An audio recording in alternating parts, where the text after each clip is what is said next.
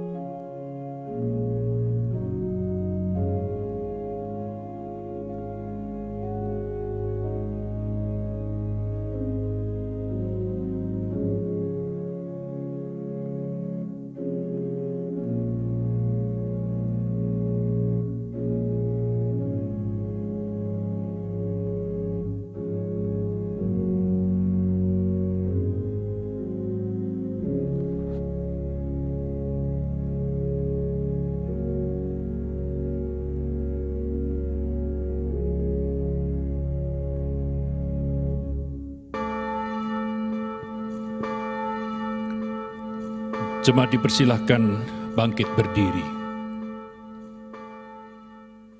Haleluya, sungguh bermazmur bagi Allah kita itu baik, bahkan indah.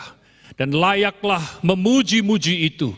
Besarlah Tuhan kita dan berlimpah kekuatan, kebijaksanaannya tak terhingga. Jemaat yang dikasihi Tuhan dan segenap majelis yang diteguhkan, mari memuji dengan hati. Mari memuji dengan segenap hati. Nyatakan pujian kita dengan perasaan mengagumi Tuhan, mencintai Tuhan. Mari saudara-saudara yang lama tidak beribadah seperti ini, kita memuji dengan segenap hati. Mari bersama-sama. Amin. Bapa surga, ku cinta mulialah nama-Mu di bumi.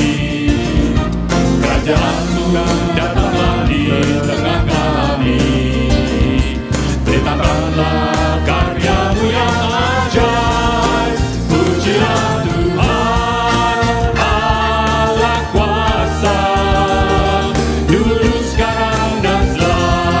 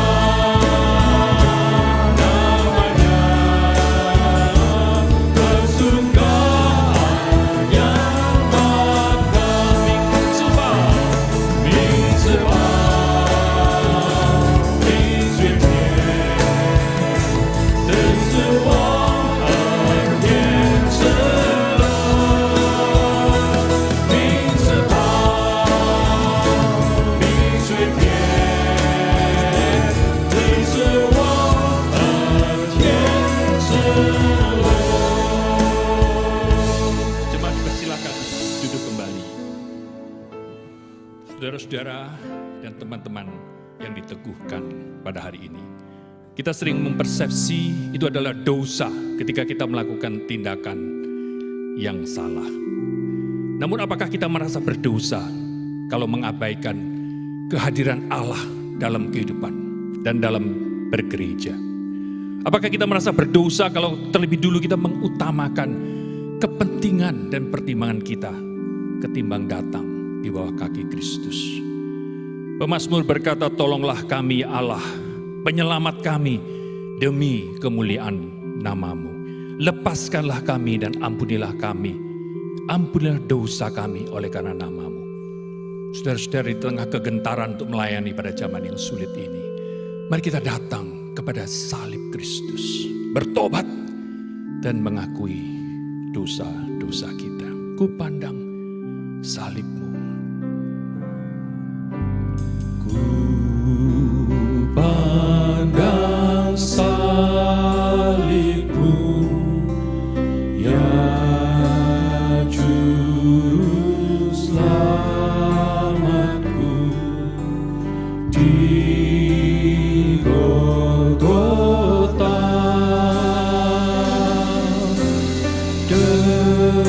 Dengarlah doaku, hapuskan dosaku.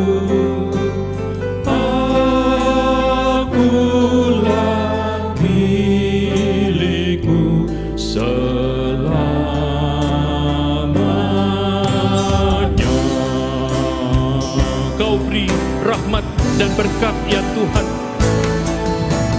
Kau beri rahmat berkat padaku yang lemah dan berduka karena salib Kristus. Kasih kali-Mu sumber anugerah, cinta-Mu padaku selamanya.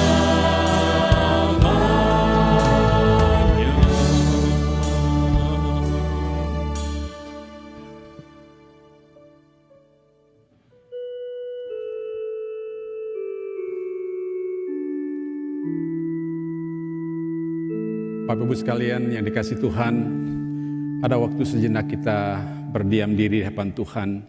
Izinkan Tuhan selidiki hati kita, koreksi hati kita.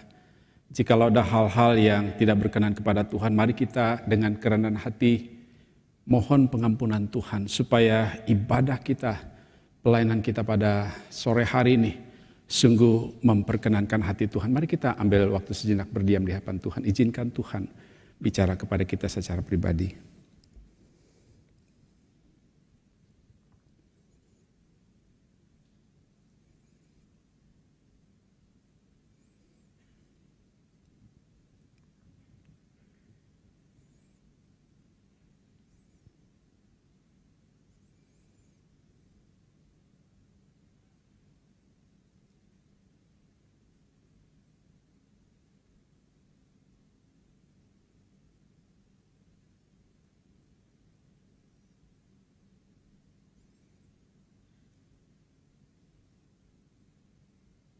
Mari kita berdiri bersama-sama dengan tetap sikap berdoa di hadapan Tuhan.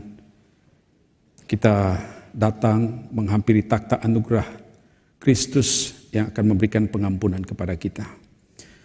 Bapa Surgawi, kami bersyukur, berterima kasih untuk kasih karunia-Mu yang mengundang kami untuk datang di rumah-Mu Tuhan, memuji dan menyembah-Mu dan menikmati persekutuan yang indah dengan Tuhan. Namun ya Tuhan, pada waktu kami berdiri di hadapan takhta anugerah-Mu, sungguh kami merasa malu karena tidak ada satupun bagian di dalam diri kami yang tersembunyi di hadapan Kau. Engkau mengenal kami dengan nama kami, bahkan Engkau mengenal sampai ke lubuk hati kami, pikiran kami, bahkan seluruh hidup kami terbuka ya Tuhan. Oleh sebab itu ya Tuhan, pada saat kami mengakui dosa kami di hadapan Engkau, biarlah ya Tuhan Engkau mengenal setiap kami sesuai dengan pengakuan kami masing-masing di hadapan Tuhan. Ya Tuhan, jikalau kami selama ini berdosa kepada Engkau dengan apa yang kami katakan, kami tidak menjadi berkat dengan ucapan-ucapan kami terhadap orang-orang yang kami cintai, anak-anak kami, istri, suami, bahkan sahabat kami, teman kami, rekan sekerja kami. Ya Tuhan, kami telah mendukakan hati Tuhan, tidak hidup sesuai yang Tuhan kehendaki. Demikian juga ya Tuhan, dosa yang tidak terlihat, yang apa yang kami pikirkan, mungkin ya Tuhan dari luar kami kelihatan sebagai orang yang baik, nampak dari apa yang kami lihat, tetapi sesungguhnya Tuhan kami sedang bergumul dengan apa yang kami pikirkan, dengan pikiran-pikiran yang tidak berkenan kepada Tuhan. Sehingga ya Tuhan, sebenarnya kehidupan kami yang telah menerima anugerah pengampunan dosa dan keselamatan kekal yang Tuhan anugerahkan kepada kami, kami tidak hargai dengan cara hidup yang demikian ya Tuhan. Maka ya Tuhan, pada waktu kami saat ini berdiri di hadapan Engkau, kami berdiri di hadapan takhta-Mu yang begitu agung, begitu mulia ya Tuhan, kami sangat malu ya Tuhan. Oleh sebab itu dengan tertunduk malu kami mohon Tuhan ampuni kami atas segala dosa yang telah kami lakukan. Bahkan ya Tuhan, pada waktu kami menjalani kehidupan hari-hari kami sebagai orang Kristen, sebagai anak Tuhan, sebagai pelayan Tuhan, dan kami tidak sesuai dengan apa yang Tuhan kehendaki, kami menjadi batu sandungan bagi orang lain. Tuhan ampuni kami. Biarlah ke Tuhan pada sore hari ini, dengan segenap hati kami, dengan ketulusan hati kami mau mempersembahkan diri kami di atas mezbah doa kepada Tuhan sebagai persembahan yang hidup, yang kudus dan berkenan kepadamu ya Tuhan. Terima kasih Bapa, kami percaya pada waktu kami mengakui dosa kami di hadapan Engkau, Engkau Allah yang setia dan adil. Engkau mengampuni segala dosa kami dan menyucikan kami dari segala kejahatan kami ya Tuhan. Sehingga saat ini kami dengan hati yang penuh syukur, dengan leluasa, dengan bebas ya Tuhan, di dalam roh dan kebenaran kami boleh memuji-muji Engkau ya Tuhan. Biarlah kepujian penyembahan kami pada sore hari ini boleh menyenangkan hati Tuhan. Terima kasih Bapa atas anugerah-Mu dan pengampunan yang Tuhan sudah kerjakan bagi kami dengan sangat-sangat sempurna. Terima kasih Bapa, terpujilah nama-Mu dari kekal sampai kekal selama-lamanya. Di dalam nama yang indah, nama Yesus Kristus Tuhan dan Juru Selamat kami hidup kami berdoa. Haleluya. Amin. Amin. Puji Tuhan. Bapak Ibu sekalian, kita bersyukur setiap kita yang sudah mengakui dosa dengan secara jujur di hadapan Tuhan, maka Tuhan mengampuni dosa kita. Saudara dengar janji pengampunan dosa dari firman Tuhan, Roma pasal 5 ayat 1. Kita yang dibenarkan karena iman, kita hidup dalam damai sejahtera dengan Allah oleh karena Tuhan kita, Yesus Kristus. Mari kita membawa hati kita, tubuh kita untuk menyembah Allah yang telah memberikan pengampunan kepada kita. Suci, suci, suci.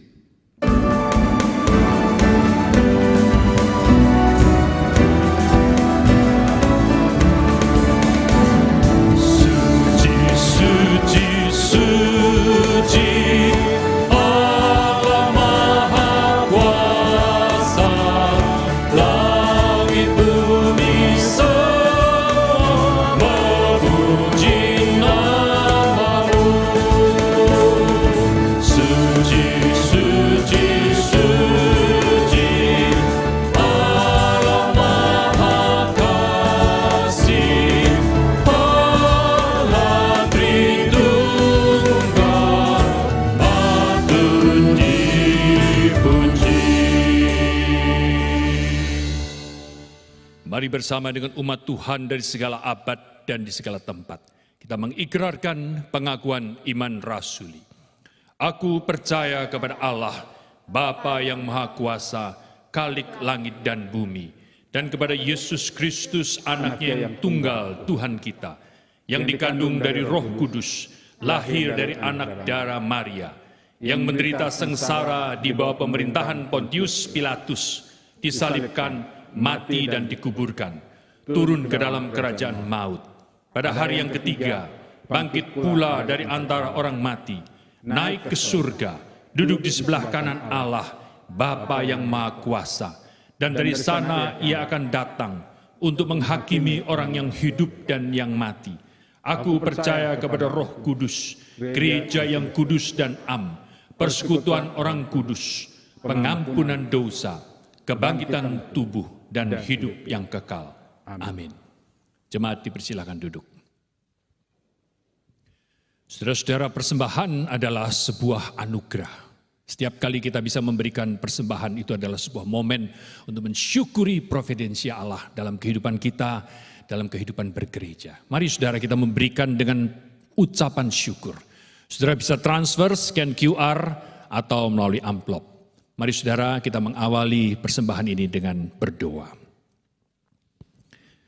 Tuhan, kami datang dengan sebuah hati yang gentar. Kami bertanya-tanya kapan situasi membaik, kapan gereja kembali pulih.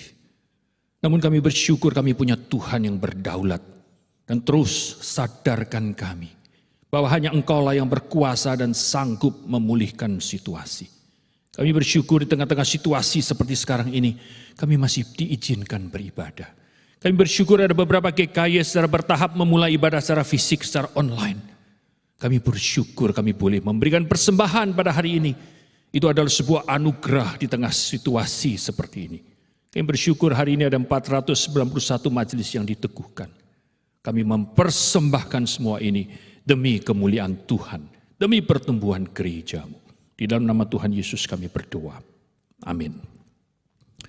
Saudara, mari kita memberikan persembahan dengan penuh sukacita dan mempersiapkan hati kita untuk menerima mendengarkan firman Tuhan.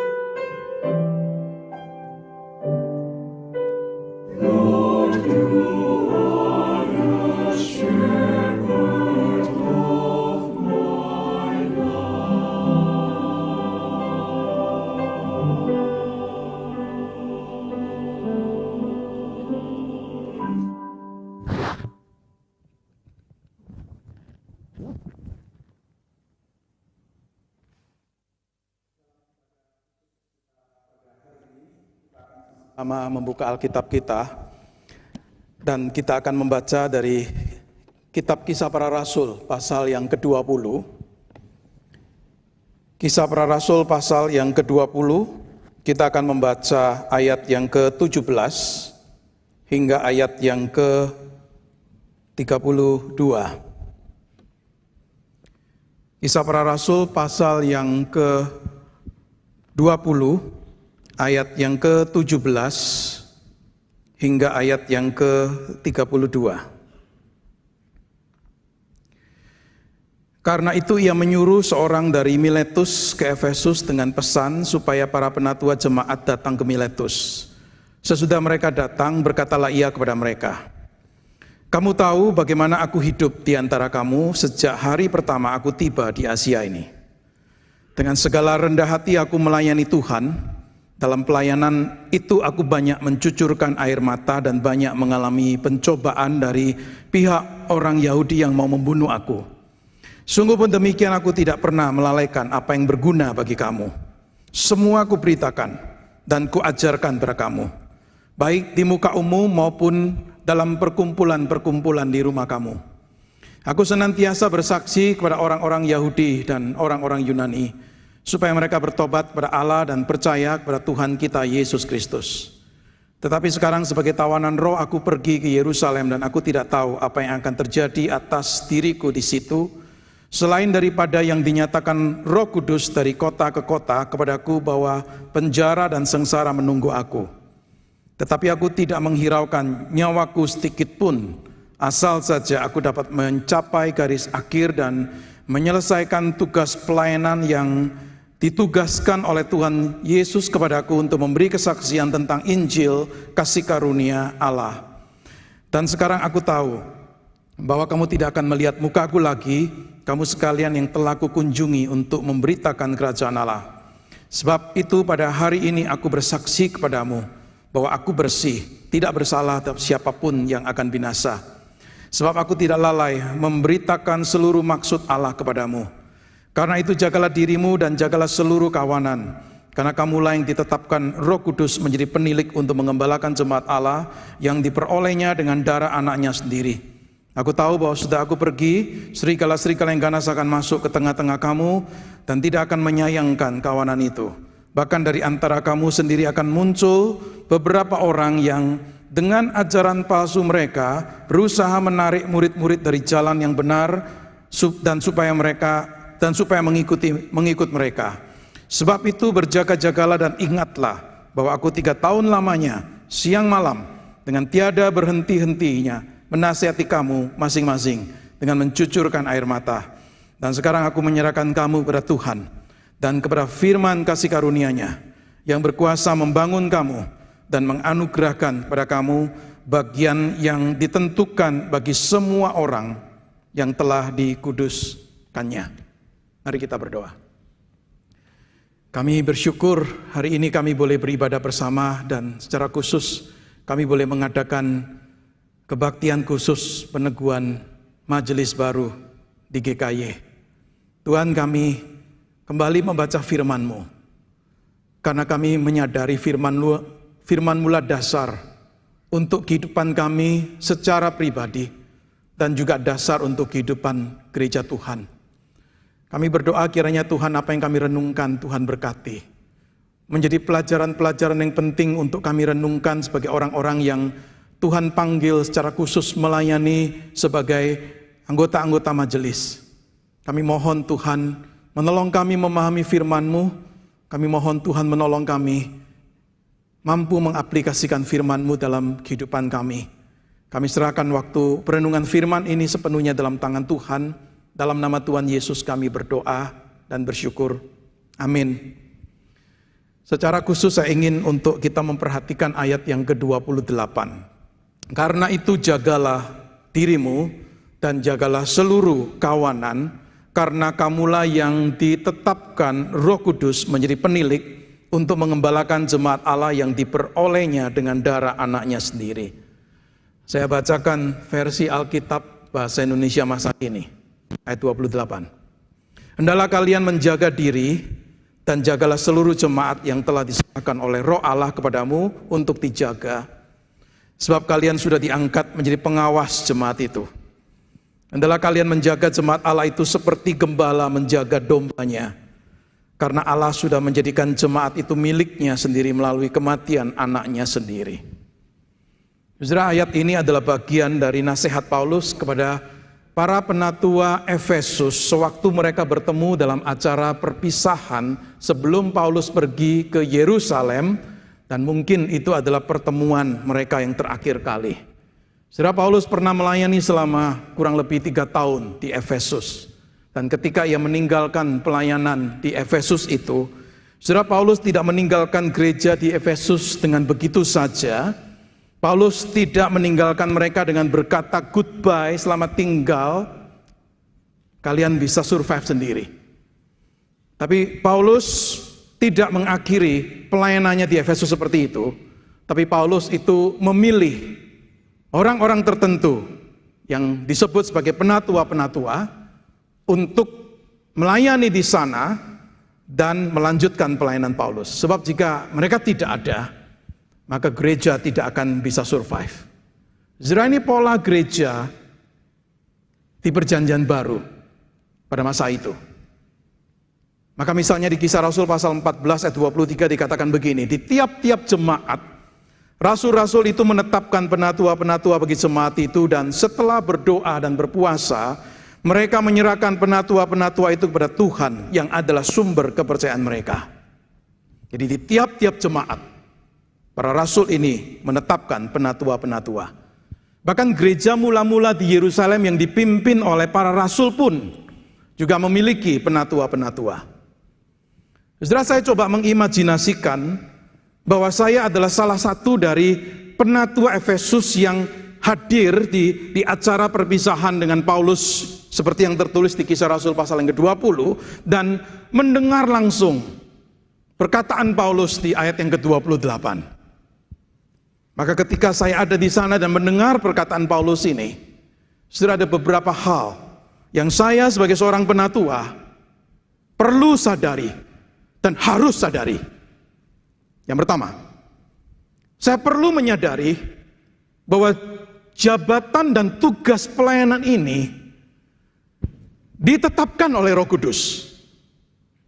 Sudah tadi saya katakan bahwa para rasul itu sudah biasa untuk menetapkan penatua-penatua di jemaat-jemaat. Dan saya percaya Pauluslah dan mungkin dengan beberapa rekan lain yang menetapkan penatua-penatua yang ada di Efesus ini sebelum dia meninggalkan Efesus. Tetapi Paulus berkata di sini dengan jelas sekali, karena kamulah yang ditetapkan Roh Kudus menjadi penilik. Jadi saudara, ketika Paulus dan rekan-rekannya ini menetapkan para penatua ini, mereka bertindak dengan otoritas dari Roh Kudus. Artinya, para pemimpin gereja ini bukan sekedar dipilih dari bawah dalam suatu pemilihan yang demokratis atau ditunjuk dari atas berdasarkan ketetapan dari para rasul. Tetapi Roh Kuduslah yang hadir dan yang aktif di gereja, itulah yang sebenarnya memilih dan mempersiapkan mereka dengan karunia-karunia untuk mereka bisa melayani. Saudara, jikalau ini ditetapkan oleh Roh Kudus yang adalah Allah sendiri, yang adalah Roh Allah, saudara, berarti ini satu panggilan yang mulia, satu panggilan yang noble. Maka tidak seharusnya ini dilihat sebagai satu pelayanan yang remeh, satu pelayanan yang enteng, satu pelayanan yang kemudian kita bisa lakukan seenaknya. Saudara, jikalau ini ditetapkan oleh Allah sendiri, maka berarti tanggung jawab seorang penatua itu bukan utamanya kepada para rasul, bukan utamanya kepada jemaat yang memilih mereka, tetapi utamanya adalah kepada Allah. Saudara, pertanyaan itu saudara dan saya renungkan, bisakah kita ini meyakini hal yang sama dengan jabatan dan tugas pelayanan yang dipercayakan kepada kita? Saudara, Yesus pernah berkata kepada para muridnya, bukan kamu yang memilih aku, tetapi akulah yang memilih kamu. Dan aku telah menetapkan kamu supaya kamu pergi dan menghasilkan buah, dan buahmu itu tetap. Saudara, bagi saya kalimat seperti itu sangat memberikan satu encouragement. Kenapa? Kalau memang Allah yang menetapkan dan Allah yang memilih, Allah yang memanggil, saudara, maka kita bisa memiliki satu keyakinan. Dia akan menyertai, Dia akan memperlengkapi, Dia akan menguatkan, karena Dia bertanggung jawab. Saudara, kalau seandainya Yesus berkata begini kepada para muridnya, kamu yang memilih aku, bukan aku yang memilih kamu. Saudara, itu bisa punya konotasi begini, karena kamu yang memilih aku, bukan aku yang memilih kamu. Dan kemudian sekarang keadaan menjadi sulit, pelayanan menjadi sulit. Jangan merengek, jangan mengeluh, it's your choice. Karena engkau yang pilih ini. Tetapi setelah yang dikasih oleh Tuhan, Yesus berkata, bukan kamu yang memilih aku, tapi aku yang memilih kamu. Berarti kehadiranmu di sini sebagai seorang pelayan adalah pekerjaan Tuhan. Dan Dia bertanggung jawab bukan hanya memanggil, tetapi juga memperlengkapi, menyertai dan menguatkan. Hal yang kedua, kalau saya sebagai seorang penatua saat itu, saya menyadari bahwa panggilan saya adalah menjalankan tugas pelayanan itu, dan bukan hanya menyandang sebutan atau status sebagai penatua. Sudah jelas sekali di sini dikatakan di ayat 17, Paulus panggil siapa? Para penatua nih, bertemu dengan dia di Miletus. Itu pertemuan terakhir kali. Tetapi di ayat yang ke-28, Paulus berkata begini, kamulah yang ditetapkan Roh Kudus menjadi penilik. Saudara, istilah penilik itu dipakai untuk menggantikan istilah penatua di sini. Dan memang ini tepat karena merujuk pada orang-orang yang sama. Dua istilah ini, satu episkopos, satu presbyteros, itu interchangeable. Dua istilah yang bisa bertukar. Tetapi istilah penatua itu memang biasa lebih dipakai untuk merujuk kepada kedewasaan, maturity, mungkin hikmat, mungkin pengalaman, dan juga mungkin usia. Tetapi istilah penilik, overseers ini, saudara, itu lebih menunjuk pada apa? Lebih menunjuk pada peran atau fungsi atau tanggung jawab memimpin, mengatur, menjaga, mengawasi. Jadi ini bukan istilah yang menunjuk pada titel atau jabatan. Maka Alkitab Bahasa Indonesia masa kini menerjemahkan begini, sebab kalian sudah diangkat menjadi pengawas jemaat itu, hendaklah kalian menjaga jemaat Allah itu seperti gembala menjaga dombanya. Nah, sudah tahu kan, seorang gembala itu menjaga dombanya yang harus aktif menjaga. Bukan duduk-duduk dan bukan males-malesan, tetapi menjaga. Sudah, jadi ada penekanan dengan istilah penilik ini, yaitu penekanan pada sisi keaktifan di dalam pekerjaan. Maka tidak heran kalau di 1 Timotius pasal 3 ayat yang pertama dikatakan, benarlah perkataan ini, orang yang mengendaki jabatan penilik jemaat menginginkan pekerjaan yang indah. Saudara, kata jabatan itu tidak ada di 1 Timotius 3 ayat 1. Harusnya diterjemahkan orang yang menghendaki menjadi penilik jemaat, menginginkan pekerjaan yang indah. Saudara, menghendaki ini menggambarkan seseorang yang sungguh-sungguh mau meraih, betul-betul sangat kuat keinginannya untuk menginginkan itu. Tetapi sudah perhatikan di sini, Paulus mengatakan apa? Bukan menghendaki sekedar cuma menjadi penilik jemaat, tetapi dia menghendaki atau menginginkan satu apa? Satu work, satu pekerjaan yang noble, yang mulia, yang indah, yang baik. Jadi saudara, ini bukan masalah ambisi mau untuk jabatan, tetapi ini seorang yang memiliki ambisi suci untuk menjalankan tugas pelayanan. Saudara, kiranya saudara dan saya menjadi orang-orang yang bukan hanya mau jabatan, senang disebut sebagai penatua atau sebagai majelis, tetapi tidak mau pekerjaan atau tugas itu. Sangat menyedihkan kalau nama atau foto kita ditempel untuk jabatan tertentu, tetapi kita tidak menjadi orang yang bertanggung jawab di dalam pelayanan, yang memang jelas ada unsur work-nya, ada elemen pekerjaannya. Jadi kalau berbicara mengenai leadership, kepemimpinan, kita harus ingat, leadership is work. Kepemimpinan itu pekerjaan, kepemimpinan itu adalah hard work. Membutuhkan komitmen secara fisik, secara mental, secara emosional, secara spiritual. Kepemimpinan itu membutuhkan sacrifice. Leadership itu punya pressure-nya tersendiri, punya sisi painful-nya tersendiri. Kalau kita tidak mau untuk menerima sisi painful itu, jangan jadi leader. Seorang pemimpin tidak menerima panggilan kepemimpinan, untuk supaya dia bisa disebut sebagai pemimpin. Tidak menerima panggilan kepemimpinan untuk supaya dia bisa menulis dalam resumenya, ini saya pernah jadi ketua, jadi pemimpin nih, atau untuk membangun nama diri. Tetapi menjalankan kepemimpinan sungguh untuk meninggikan Tuhan dan mengembalakan umatnya. Maka Paulus berkata pada Timotius yang dia tinggalkan di Efesus untuk menjadi pemimpin di sana.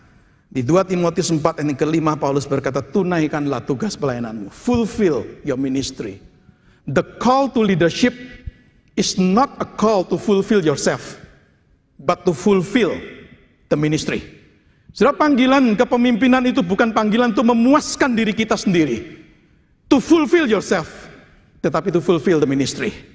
Maka tujuan yang jelas sekali dikatakan oleh Paulus berbicara mengenai tugas seorang pemimpin, itu bukan self-fulfillment, tetapi self-sacrifice untuk ministry fulfillment. Saudara, gereja membutuhkan pemimpin-pemimpin yang seperti itu. Yang bukan sekedar mau untuk menjadi penilik, tetapi betul-betul mau juga, ini pekerjaan yang saya mau kerjakan. Yang ketiga, kalau saya seorang penatua saat itu, mendengar perkataan Paulus, saya harus menyadari bahwa jemaat yang saya layani adalah milik Allah dan sangat berharga di mata Allah. Paulus berkata, kamulah yang dipilih untuk apa? Untuk mengembalakan jemaat Allah yang diperolehnya dengan darah anaknya sendiri. Jemaat Allah itu artinya jemaat milik Allah. Bukan milikku, bukan milik orang tertentu, tetapi milik Allah. Dan bahkan di sini dikatakan sudah dibeli dengan harga yang mahal, yaitu melalui kematian Kristus. Berarti sangat-sangat valuable bagi Allah. Maka kita tidak boleh memiliki satu pemahaman yang rendah mengenai jemaat atau mengenai gereja. Dan milik yang berharga ini dipercayakan untuk saudara dan saya layani, untuk digembalakan, bukan untuk dimanipulasi. Maka di dalam Kisah Rasul pasal 20 ini Paulus juga pernah berkata begini di ayat 33. Perak atau emas atau pakaian tidak pernah aku ingini dari siapapun juga. Dia mengingat kembali pelayanannya waktu di Efesus selama 3 tahun. Dan dia berani berkata seperti ini. Perak atau emas atau pakaian tidak pernah aku ingini dari siapapun juga. Artinya dia tidak pernah melakukan pelayanan dengan tujuan memanipulasi jemaat ini untuk kepentingan diri sendiri. Sedang dikasih oleh Tuhan, kita yang dipanggil sebagai penatua, kita yang dipanggil sebagai pemimpin, kita harus mengasihi gereja Tuhan dengan mendalam seperti gembala yang sungguh-sungguh memperhatikan domba-dombanya. Kita harus concern dengan apa yang memang mereka butuhkan, concern dengan apa yang memang mendatangkan benefit, spiritual benefit bagi mereka ini. Saudara, jikalau kita mengerti pemahaman ini, maka kita harus sadar bahwa tindakan apapun yang kita lakukan, yang kita tahu jelas itu akan merusak gereja, don't do it. Jangan lakukan. Itu tindakan yang tidak benar. Saudara, satu kali saya mendengar di satu gereja terjadi satu perselisihan yang begitu hebat, sangat sengit. Dua kelompok yang tidak mau saling mengalah. Lalu ada satu orang dari kelompok yang tidak mau mengalah itu berkata begini, ya sudah, perang aja terus, habis-habisan aja kita, hancur-hancuran deh gereja ini. Saudara yang dikasih oleh Tuhan, kalau ada seorang jemaat atau seorang rohaniwan dalam gereja berpikir seperti itu, dia nggak layak jadi majelis. Saudara, bahkan Paulus di dalam ayat 28 ini berkata, jagalah seluruh kawanan, all the flock, seluruh domba.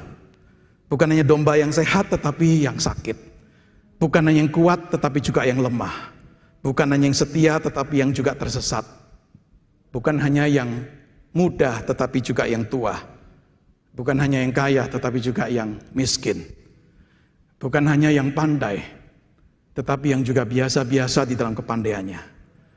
Tidak ada satupun yang boleh diremehkan, direndahkan, tidak dihargai. Sangat sedih kalau ada kalanya saya mendengar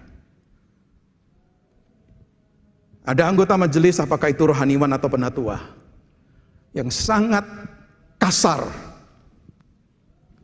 kepada staf atau karyawan gereja.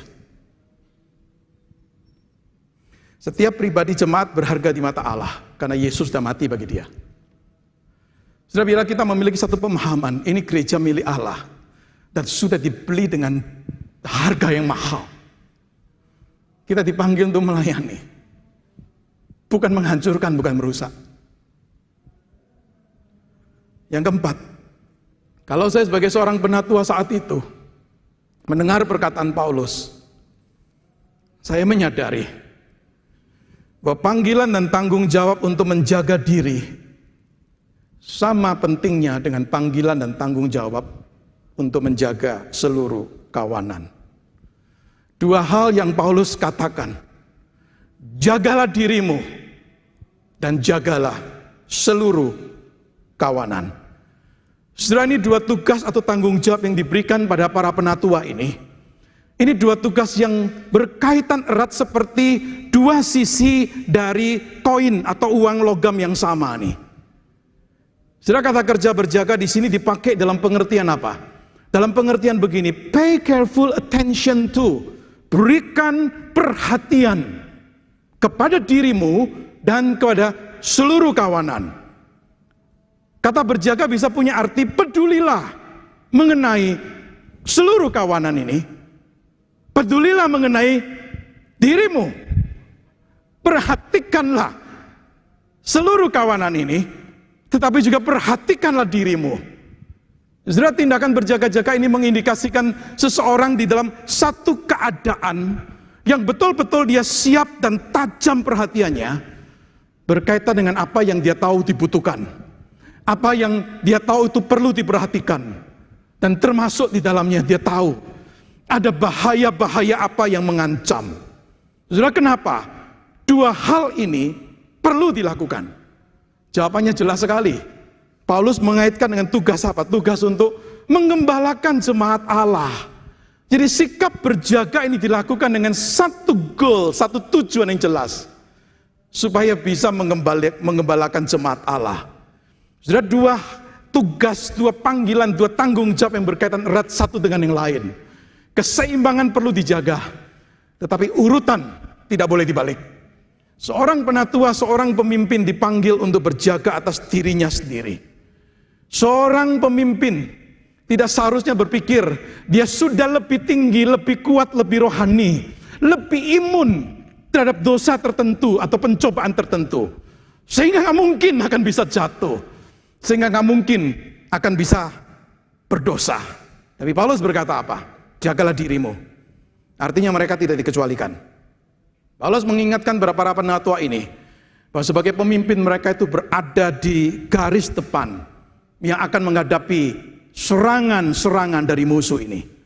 Sebelum bisa melindungi kawanan domba ini, para penatua harus bisa melindungi diri mereka sendiri. Salah satu masalah yang diangkat oleh Paulus di Kisah Rasul 20 ini adalah adanya serigala-serigala yang ganas yang masuk yang akan merusak nih. Khususnya adalah orang-orang yang menyebarkan hal-hal yang tidak benar, ajaran-ajaran palsu. Saudara, seorang pemimpin tidak hanya perlu untuk mengingatkan kawanan domba mengenai bahaya ini loh. Lalu kemudian menganggap dirinya, oh saya imun dari bahaya itu. Seorang pemimpin tidak bisa hanya mengetahui dan memenuhi kebutuhan rohani dari kawanan domba. Tetapi dia tidak mempedulikan kebutuhan rohaninya sendiri.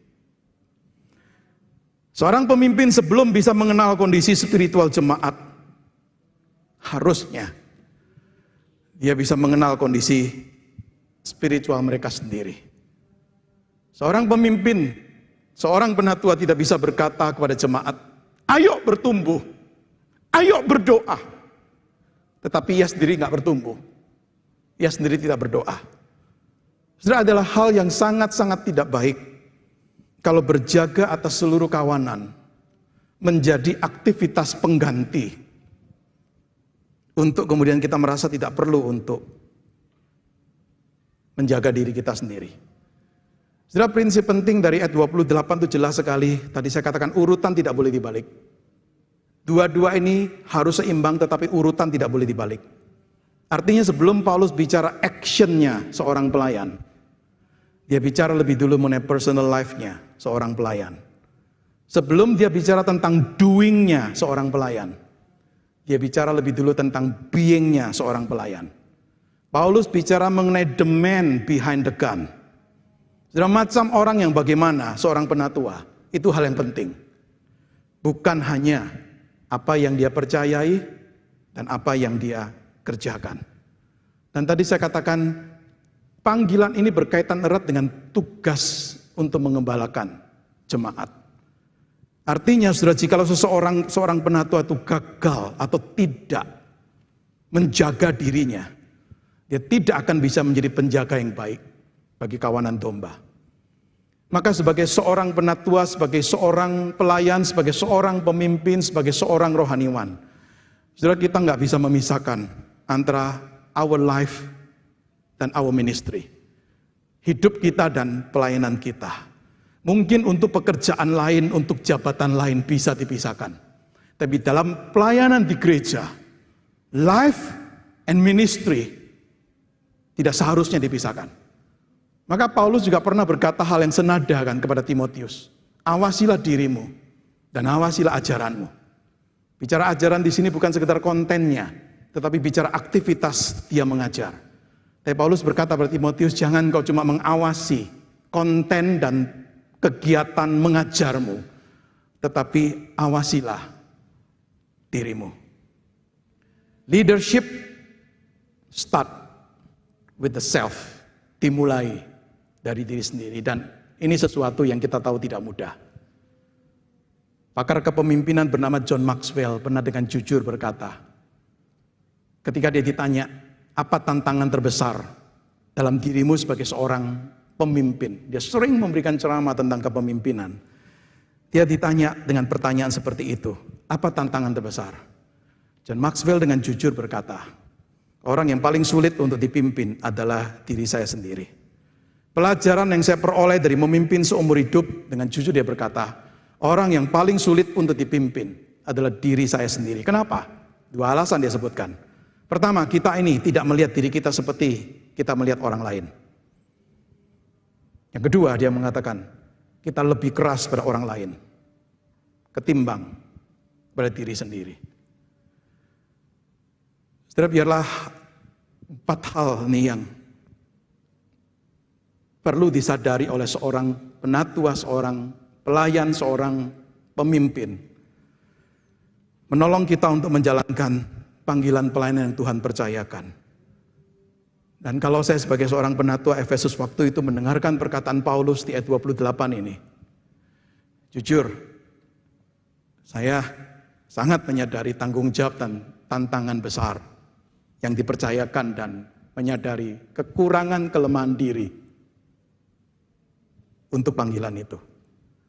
Saya percaya Paulus juga tahu pikiran dan perasaan para penatua itu. Maka kemudian Paulus berkata di ayat yang ke-32,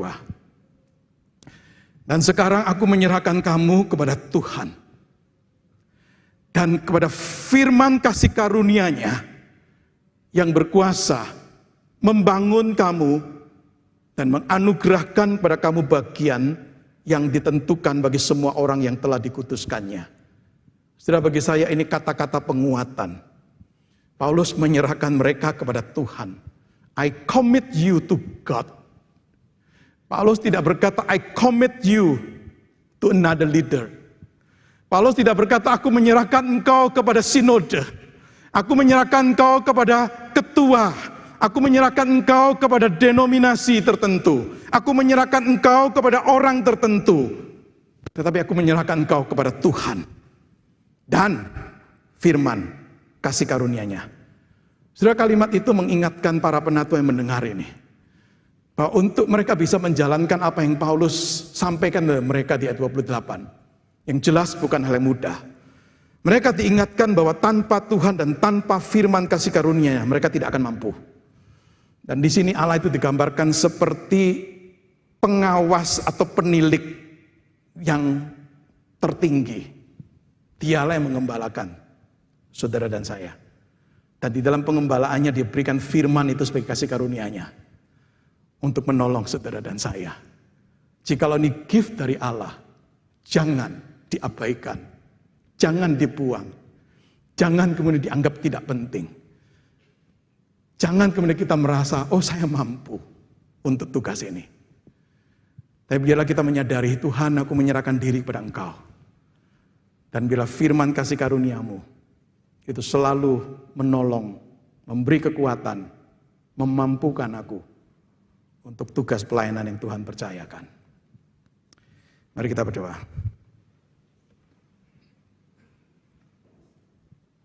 Berkati apa yang kami renungkan pada ibadah hari ini. Khususnya untuk kami-kami yang Tuhan panggil sebagai pemimpin. Tuhan, kami tahu Engkau memanggil kami, Engkau yang memilih kami, Engkau yang menetapkan kami. Sekalipun tampaknya mungkin kami yang mau atau kami yang memilih, tetapi sesungguhnya di balik itu adalah Engkau yang memilih dan menetapkan kami. Biarlah kami menyadari ini dan menyadari ini satu panggilan yang mulia. Biarlah kami menyadari tanggung jawab utama kami kepada Engkau yang sudah memanggil kami. Dan kami bersyukur karena itu memberikan satu encouragement. Engkau yang memilih, Engkau yang memanggil. Engkau tidak meninggalkan kami. Ajari kami untuk menyadari panggilan untuk kami adalah panggilan betul-betul mau menjalankan tugas pelayanan. Bukan sekedar menyandang titel, status, atau sebutan tertentu. Engkau memanggil kami untuk bekerja dan melayani. Tuhan, biarlah kami sungguh menyadari jemaat yang Kau percayakan untuk kami melayani adalah milik-Mu dan sangat berharga. Jangan ada sedikit pun pemikiran di benak kami untuk merusak gereja, untuk menghancurkan gereja. Tetapi berikan kepada kami hati yang mencintai gereja, yang adalah milik-Mu dan yang Kau sudah beli dengan harga yang mahal. Ajari kami ya Tuhan, untuk menyadari panggilan dan tanggung jawab menjaga diri. Sama pentingnya dengan panggilan dan tanggung jawab untuk kami menjaga seluruh kawanan. Jangan sampai kami bisa melayani dengan begitu baik, tetapi diri kami sendiri dalam iman dan kerohanian, kami berantakan, kami merosot. Tolonglah kami Tuhan untuk bisa menjadi teladan bagi kawanan domba yang Kau percayakan untuk kami layani, kami pimpin. Tuhan, kami menyadari ini tugas tanggung jawab yang berat. Tapi kami bersyukur kami punya Engkau sebagai Tuhan kami, yang adalah gembala yang mengembalakan kami dan menolong kami. Dan bersyukur Engkau senantiasa menyediakan firman yang adalah kasih karunia-Mu untuk kami, sehingga menolong kami untuk menjalankan panggilan pelayanan yang Kau percayakan untuk kami ini. Berkatilah renungan firman-Mu untuk boleh menjadi pedoman untuk kehidupan kami sebagai orang-orang yang Tuhan panggil dalam pelayanan yang khusus. Di dalam nama Tuhan Yesus, Kepala Gereja, kami berdoa. Amin.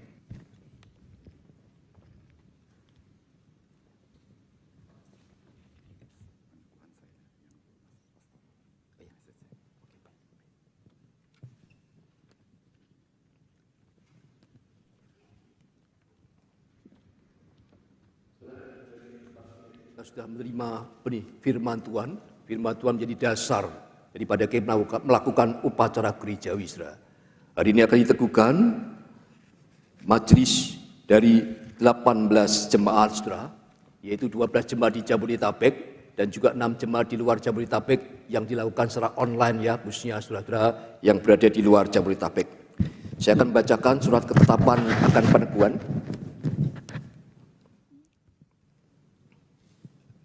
Surat ketetapan peneguhan nomor 1392/BPMS GKY strip 6 Romawi /6 Romawi /2021.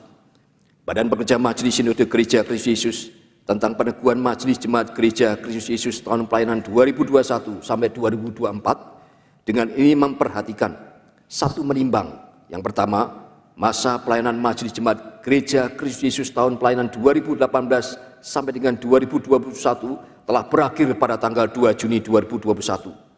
Yang kedua, tata gereja Kristus Yesus tentang Majelis Jemaat Gereja Kristus Yesus. Yang ketiga, tata rumah tangga bab 6 pasal 21 ayat 1.1.4 bahwa Majelis Jemaat diangkat oleh BPMS. Mengingat 1.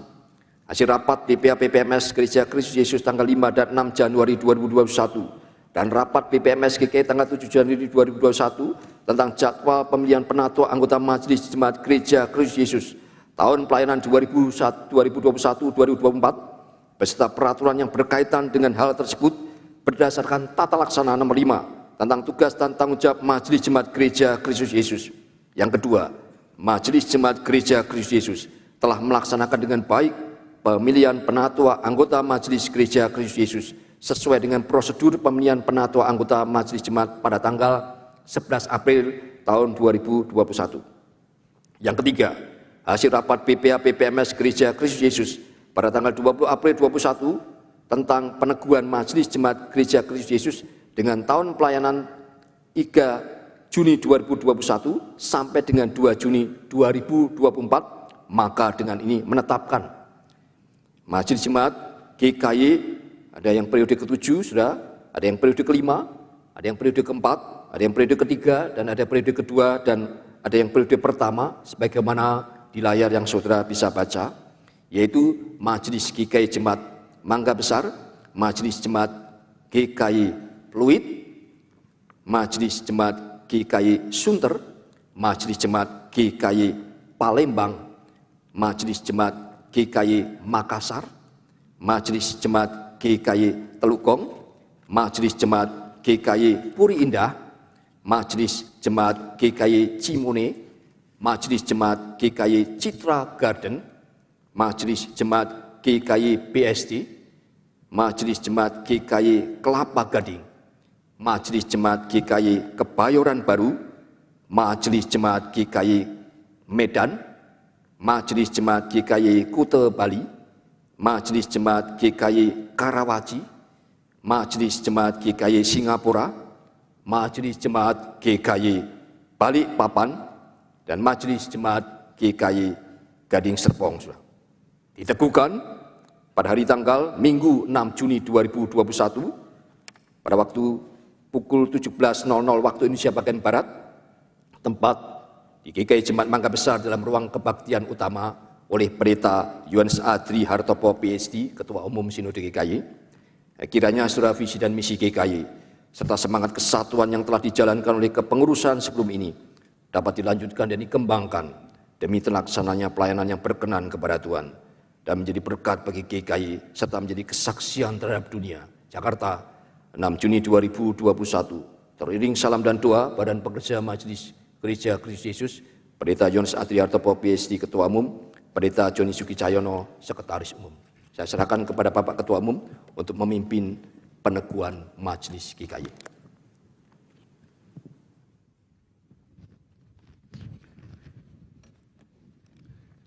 Jemaat yang dikasihi oleh Tuhan, pada hari ini akan diteguhkan di hadapan Tuhan dan jemaatnya saudara-saudara yang telah terpilih menjadi anggota Majelis Jemaat yang baru untuk masa pelayanan 2021 dan 2024. Saya sekarang mengundang saudara-saudara yang adalah anggota Majelis Jemaat yang baru untuk berdiri di tempat, baik saudara yang hadir di tempat ini maupun saudara-saudara yang ada di luar Jabodetabek yang hadir di gereja masing-masing ataupun ada yang hadir di tempat-tempat tertentu.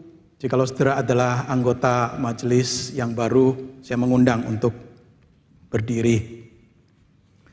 Dasar firman Tuhan yang akan saya bacakan terambil dari Kisah Para Rasul pasal yang ke-6, ayat 1 hingga ayat yang ke-7.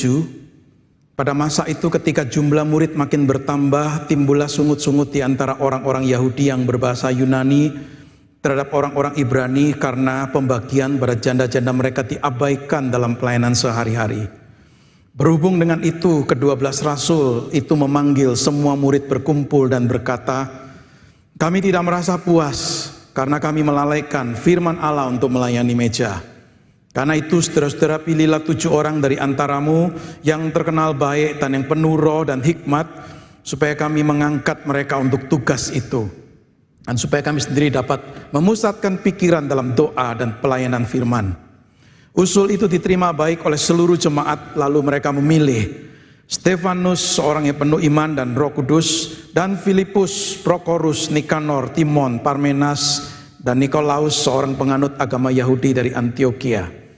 Mereka itu dihadapkan kepada rasul-rasul, lalu rasul-rasul itu pun berdoa dan meletakkan tangan di atas mereka. Firman Allah makin tersebar dan jumlah murid di Yerusalem makin bertambah banyak. Juga sejumlah besar imam menyerahkan diri dan percaya. Saudara-saudara yang terkasih dalam Tuhan, para anggota majelis yang baru, saya akan mengajukan beberapa pertanyaan kepada saudara, dan di akhir dari beberapa pertanyaan ini, silakan saudara-saudara bersama-sama menjawab di hadapan Tuhan dan jemaatnya. Yang pertama, apakah saudara-saudara percaya bahwa oleh Tuhan saudara-saudara dipanggil untuk melayani pekerjaan yang suci ini? Yang kedua, apakah saudara-saudara menerima kitab perjanjian lama dan perjanjian baru sebagai firman Allah yang diilhamkan? Yang ketiga, apakah saudara-saudara menerima tata gereja, sinode gereja Kristus Yesus sebagai pegangan pemerintahan gereja? Yang keempat, apakah saudara-saudara berjanji untuk memajukan jemaat serta menjaga kesucian dan ketertibannya? Apakah jawab saudara-saudara?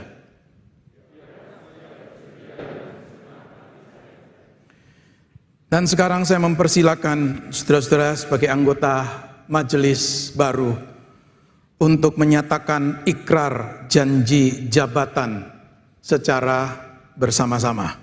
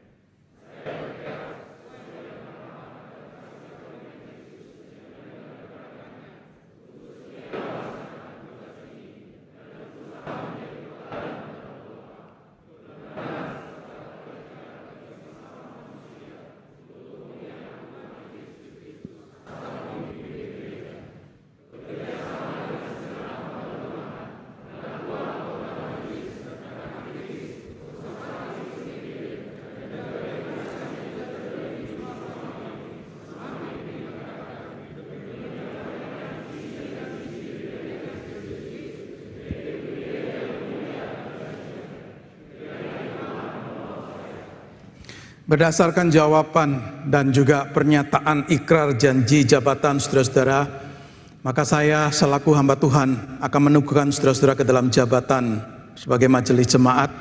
Mari kita sama-sama masuk di dalam doa. Tuhan, Allah Bapa kami yang di surga, kami bersyukur kepadamu karena untuk kemajuan gerejamu, Engkau menetapkan pelayan-pelayan yang dipilih sebagai pemimpin rohani, sebagai anggota majelis untuk melayani jemaat-Mu, supaya jemaat itu tetap bisa berada dalam keadaan baik, dalam keadaan aman sejahtera, dan jemaat boleh bertumbuh. Kami mengucap syukur karena Engkau telah memberikan kepada kami saudara-saudara ini yang telah bersaksi dengan baik, yang Tuhan sudah penuhi dengan roh-Mu. Tuhan, kami menyerahkan saudara-saudara kami ini sepenuhnya kepada Tuhan. Kami mohon, berikanlah karunia-karunia yang dibutuhkan. Berikanlah kebijaksanaan, keberanian, ketulusan hati, dan kasih, supaya nama-Mu yang kudus dibesarkan dan kerajaan anak-Mu Yesus Kristus dimajukan. Kami menyerahkan saudara-saudara kami ini ke dalam tangan-Mu. Kiranya tangan pengasihan-Mu menyertai mereka dan menguatkan mereka. Kiranya anugerah Tuhan yang tidak pernah berhenti, sungguh terus dinyatakan di dalam kehidupan dan pelayanan yang Tuhan percayakan kepada mereka. Dengarlah doa kami ya Tuhan. Di dalam nama Tuhan Yesus kami berdoa. Amin. Bagi jemaat yang mungkin menyaksikan melalui online, saudara lihat rekan-rekan anggota majelis. Biarlah saudara menjadi anggota-anggota jemaat yang mendukung mereka sebagai pemimpin-pemimpin rohani. Mendoakan mereka. Bekerja sama dengan mereka sehingga gereja Tuhan boleh bertumbuh dan maju. Terima kasih, Tuhan memberkati. Saudara dipersilakan untuk duduk kembali. Mari di akhir ibadah kita pada hari ini kita menghadap kepada Tuhan dan menerima berkat-Nya. Kiranya anugerah yang berkelimpahan dari Tuhan Yesus Kristus, kasih sayang yang tidak pernah berkesudahan dari Allah Bapa, pertolongan, kekuatan, penyertaan yang tidak henti-hentinya dinyatakan oleh Allah Roh Kudus, menyertai saudara-saudara sekalian, mulai saat ini dan di sepanjang perjalanan mengikuti dan melayani Dia sampai bertemu muka dengan Tuhan, dan bahkan sampai selama-lamanya. Amin.